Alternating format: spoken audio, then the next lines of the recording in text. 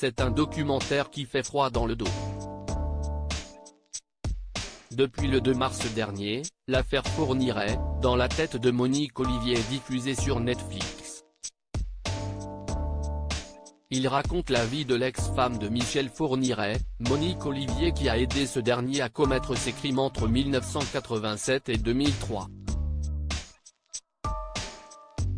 Alors que l'ogre des Ardennes purgeait une peine à la prison de Fleury-Mérogis depuis 1984 pour des faits d'agression sexuelle, il a rencontré Monique Olivier en 1987 et entamé une correspondance avec la mère de famille divorcée qui est peu à peu tombée sous son charme.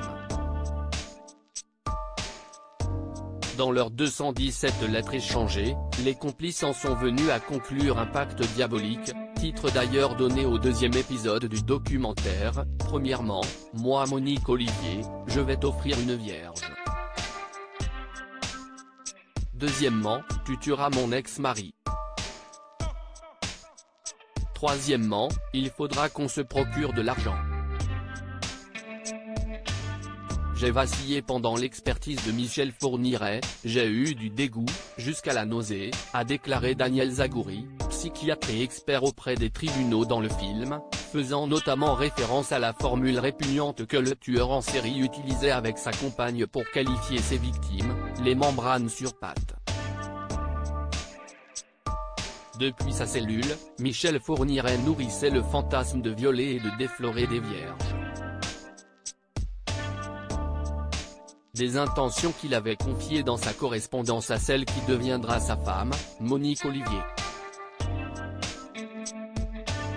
6 mois d'échanges auront permis à l'un des pires tueurs en série de convaincre la ménagère de 38 ans à l'époque et d'établir un programme, une fois qu'il serait sorti de prison, régler les comptes avec la famille.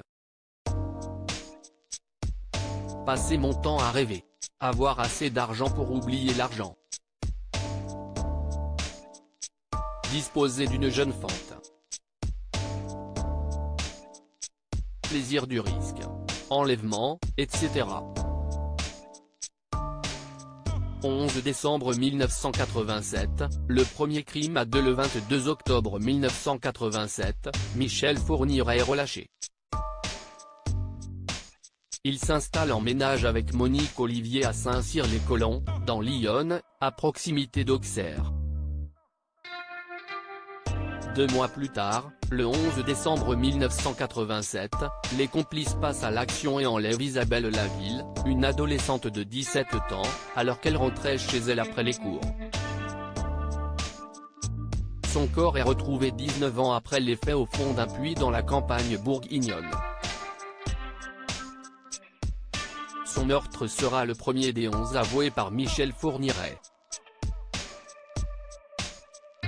Pourtant, ce dernier serait impliqué dans 21 autres affaires de disparition.